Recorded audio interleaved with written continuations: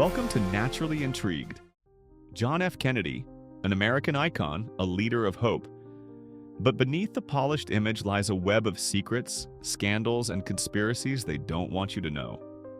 From alleged affairs to mafia ties, from Cold War cover-ups to the shocking mysteries surrounding his assassination, how much of the JFK story was hidden from the public?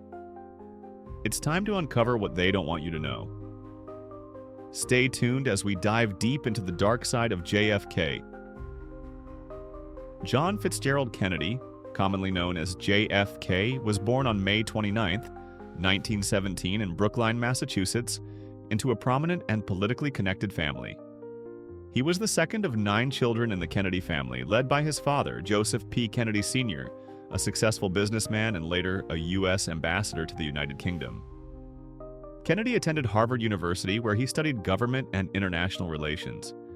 After graduating in 1940, he joined the U.S. Navy during World War II.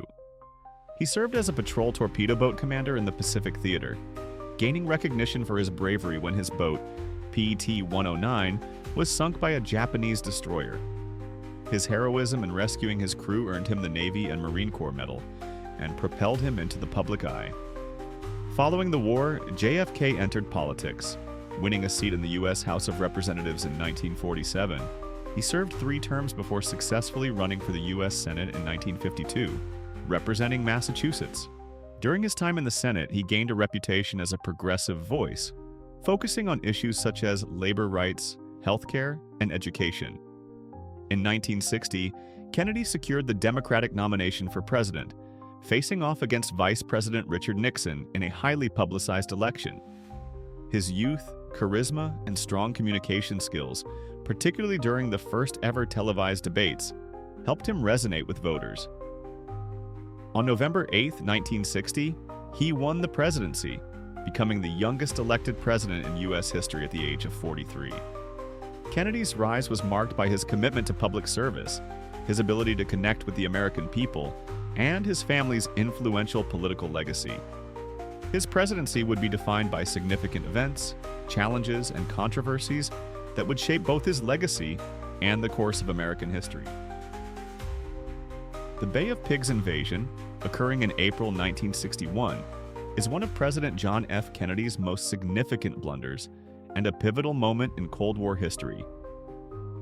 Initiated by the CIA during Eisenhower's administration, the plan aimed to overthrow Fidel Castro's communist regime in Cuba, which had come to power following the Cuban Revolution in 1959. The operation sought to utilize Cuban exiles who opposed Castro, training a force known as Brigade 2506 to launch a military invasion intended to spark a popular uprising. When Kennedy assumed the presidency in January 1961, he inherited the plan but was initially reluctant to proceed. However, under pressure from advisors in the CIA, he ultimately approved the operation, believing it would eliminate a communist threat just 90 miles off the coast of Florida. The invasion began on April 17, 1961, when approximately 1,500 Cuban exiles landed at the Bay of Pigs. Almost immediately, the operation faced significant challenges, including poor intelligence and inadequate air support. The invaders encountered fierce resistance from Cuban forces, and within 3 days, the mission ended in failure, with nearly 1,200 exiles captured and many killed. The repercussions for the U.S. were severe. The failed invasion not only led to a significant loss of life, but also resulted in international humiliation.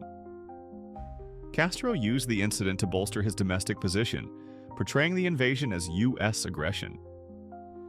The event strained U.S.-Latin American relations and fueled anti-American sentiment in the region.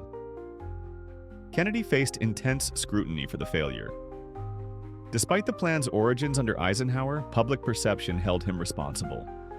In a press conference, he took full responsibility, acknowledging the operational mistakes made during the invasion. The failure damaged his reputation and prompted a reassessment of Cold War strategies.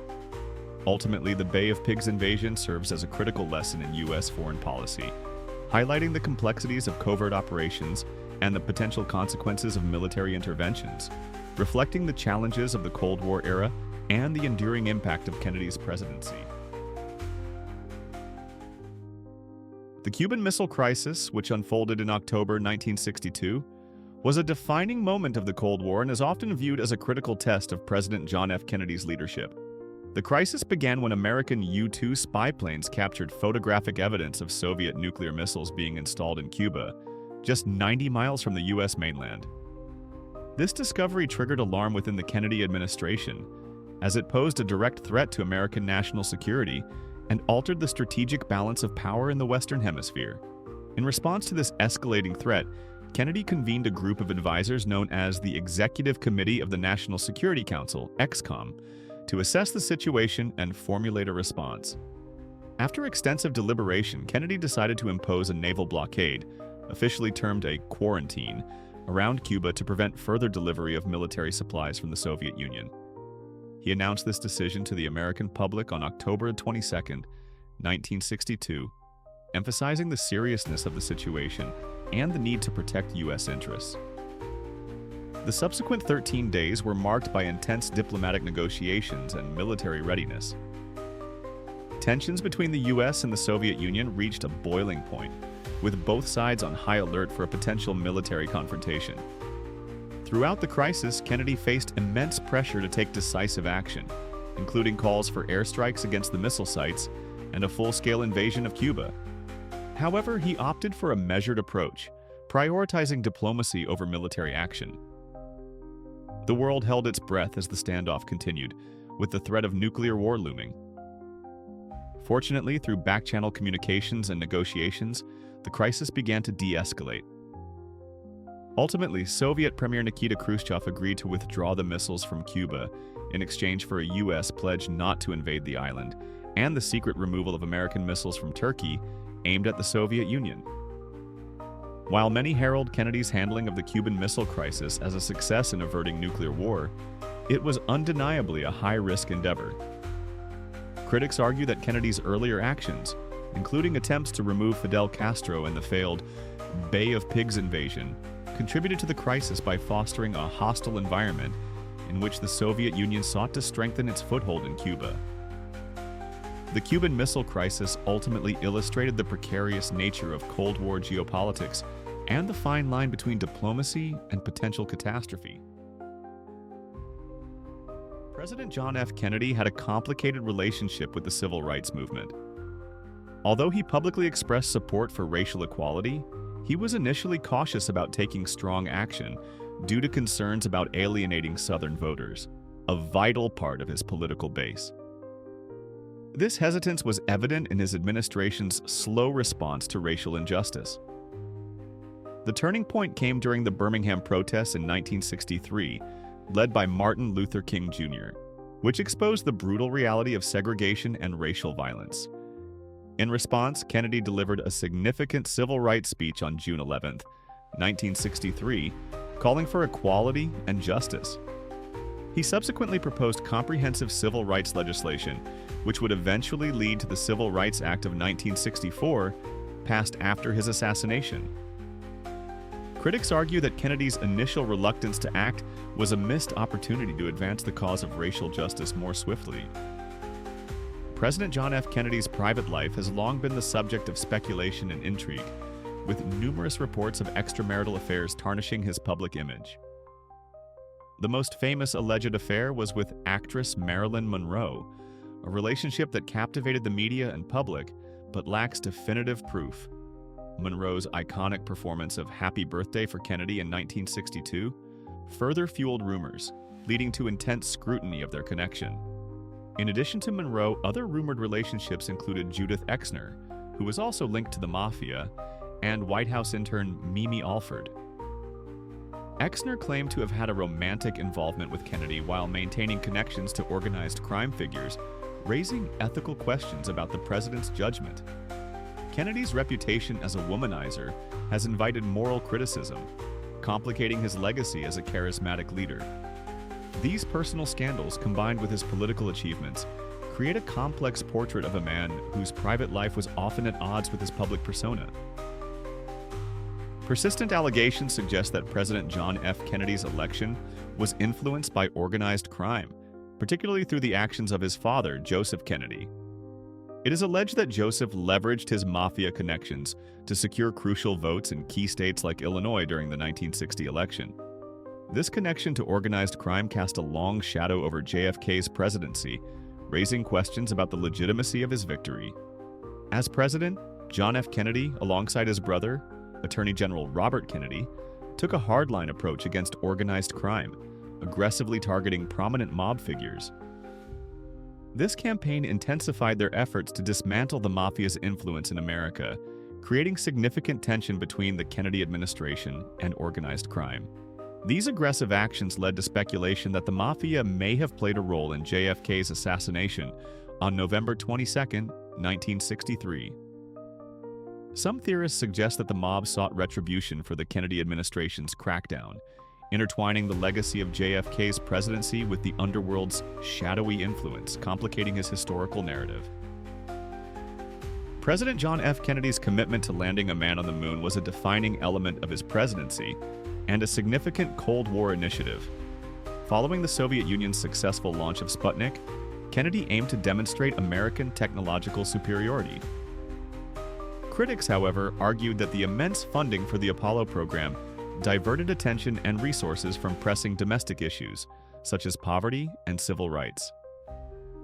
Despite this criticism, Kennedy's 1962 speech at Rice University, in which he declared, "We choose to go to the moon," became an iconic moment in space exploration history.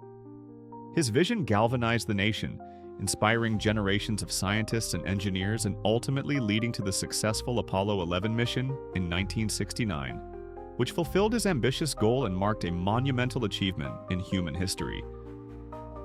President John F. Kennedy significantly escalated U.S. involvement in Vietnam during his presidency.